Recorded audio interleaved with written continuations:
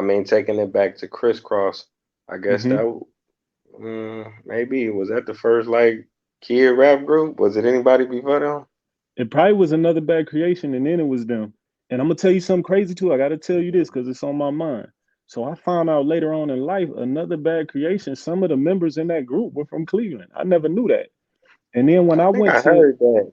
yeah, dude, somebody told me this like about 5 years ago. But what's even crazier, I went to Atlanta like in '03 or '04. I'm just hooking up with my homies. They know I'm doing the music. So you know how when you're doing music, everybody knows somebody. So my dude, like, man, Hmm. we got this dude down here. He from Michigan. He heard your CD. He want to do a song with you. I ain't thinking nothing of it. Like, look, man, we gonna link with him. We gonna go to the studio. So I link with the dude. Was good. We real cool. We hook up at the. It's funny. We was at the Cheesecake Factory, and I'm cracking up because Big Boy had a song where he's like, "Y'all take girls to the Cheesecake Factory, drinking strawberry lemonade." You know, Big Boy from Atlanta. So like, it all. I'm in Atlanta, just like thinking about the Big Boy lyrics. But we link up and then we go to the studio. He's like, yeah, I'm gonna take you to my dude's lab. It's in Atlanta. We get to the lab. It's at the dude's house. We come in the house. It's Red from Another Bad Creation. So they had an Mm. artist named Red. He had like a red flat top, and he recorded it. The song. He was the engineer. He had his own lab. I'm like, man, it's crazy. I had to give him his props. I'm like, bro, you probably like the first rap group I was hip to. You know what I'm saying? So it's just crazy how life is, dude. Like I had to shout that out because I ain't even thought about that story in a minute. Wow, wow, that's Yeah, amazing man. how it come all the way back around. Music, But I mean, dude. you put in a lot of work, so No shit. stone unturned. Exactly. No stone unturned, and then you something will come up. You know.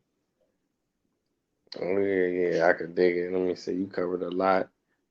So No, you got something over there. yeah, yeah, no, no, I got some questions. So Mm. who were your like your predominant musical influences? You know, I know ABC and Criss Cross was at the beginning, but once you got older, Yeah. who was you really Literally, listening to? all they were was me showing me. With all they did was show me somebody in my our age bracket at that time could do music.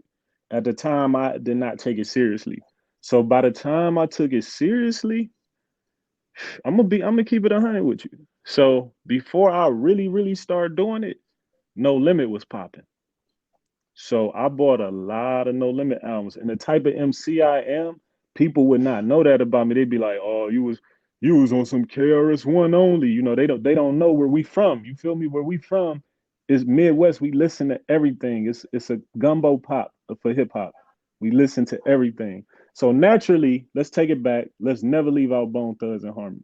That's one of the biggest influences. If you're from Cleveland and you were rapping, you would be hard pressed to not say you were not influenced by to say you were not influenced by them. Like I might even look at you and be like, okay, dude, prove it. You know, like I know, bro. When we was coming up, everybody was related to Busy Bone or somebody in Bone. Like everybody wanted to be affiliated, and it's like, all right, yeah, I've yet to meet a dude yet who was really related to these dudes. But shout out to them because I'm actually starting to chop it up with them a little bit, lazy and them, and just real quick letting them hear music, and they actually giving feedback. So I want to salute them because that's another full circle thing. Like I came up on them, so that's number one.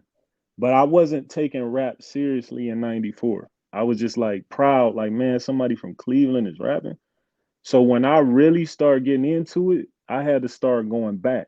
So naturally, Nas was hitting. So I messed with Nas, and I'm glad you asked me too, because I brought some books for examples. I had to mess with this dude. You feel me? You already know I did. Jay Z, come on.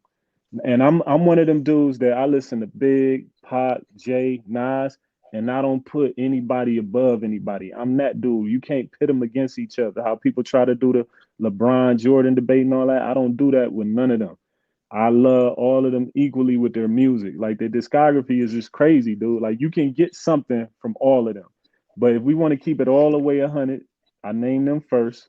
But this dude right here, this dude right here is somebody that made me take emceeing seriously. Now, when he was popping, I remember Don't Sweat the Technique. Juice is my favorite movie. Let's be clear on that. I remember Don't Sweat the Technique, but it was going over my head at the time. I just like the vibe of the beat, and I was like, man, this dude getting it in, but I couldn't quote anything for you. But as I advanced my flow, the Nas's, the Jay Z's, the Tupacs, the Biggies, the Rakims, the KRSs. You know, KRS was more somebody I looked at like, okay, so this is how you be an MC. This is how every day you carry yourself and represent being an MC. And then we never gonna leave out the South. It was Outkast. It was we'll say Scarface, vibed out to his stuff a lot.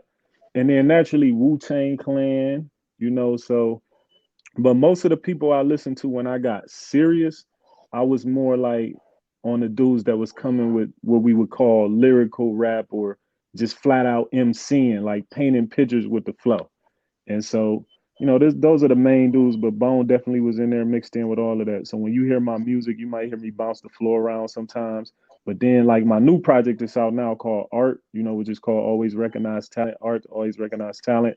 You'll hear me doing all of those types of styles on there, but it's my style. It's like it's my style at this level now.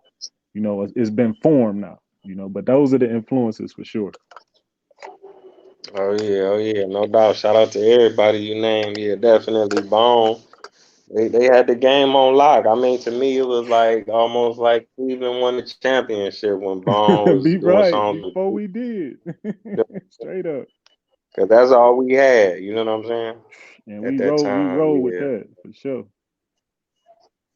yeah, most definitely. I was a No Limit fan too. I used to get the Source, the Vibe, Mm. Double XL. I used to cut the Ooh. No Limit ads out, and I put And them put them all up on the around wall. the top of my phone.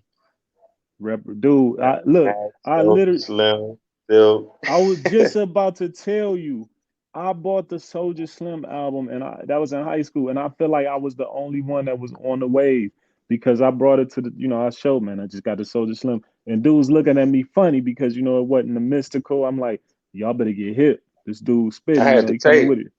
Yeah, just like Mac too. You know, Mac was coming with it, and he lived in Columbus for a minute. So, you know, and shout out to Mac. I Mhm. know he just got released too. You know, so that's a good thing. Everything's looking up for him. But for sure, man, No Limit, man. They started where I was like, man, these dudes coming with it. They were undeniable. They put so much stuff out, so much stuff on the table. You're gonna mess with somebody they have, and then it's gonna bring you into everything else they're doing. And that's what I respected about that time in music. Oh yeah, no doubt. I remember the day I bought Mac Shell Shock. I bought it from up in Crazy D's in Warrensville. I went up there, Man, Scarface, R.I.P. Devin R.I.P. the to Dude Crazy was up D, there. man. Yep, R.I.P. to rest in Crazy peace. D.